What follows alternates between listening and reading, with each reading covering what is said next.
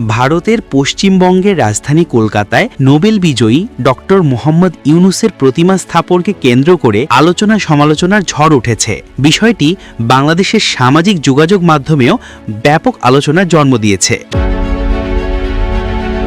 এ প্রসঙ্গে বাংলাদেশের হিন্দু মহাজোট জানিয়েছে, ইউনূসকে প্রতিমার আকারে উপস্থাপন করা হলেও এটি ধর্মীয় কোনো রীতিনীতি বা পূজার সঙ্গে সম্পর্কিত নয়, বরং এটি একটি শিল্পকর্ম হিসাবে দেখা উচিত।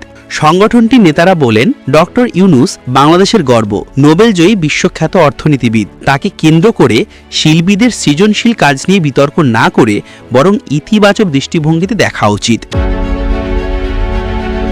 তবে মহাজোটের পক্ষ থেকে এটিও বলা হয়, প্রতিমার মাধ্যমে কাউকে দেবতার আসনে বসানো হলে সেটি গ্রহণযোগ্য নয়। সেক্ষেত্রে বিষয়টি শিল্পকর্ম না হয়ে ধর্মীয় বিতর্কে রূপ নিতে পারে।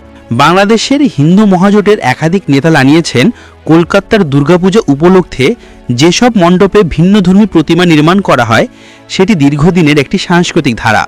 এর সঙ্গে পূজা পার্বণের মূল ধর্মীয় বিশ্বাসের সরাসরি সম্পর্ক নেই। তাই এই নিয়ে বিভ্রান্তি না ছড়িয়ে স্পষ্টভাবে বিষয়টি বোঝা প্রয়োজন।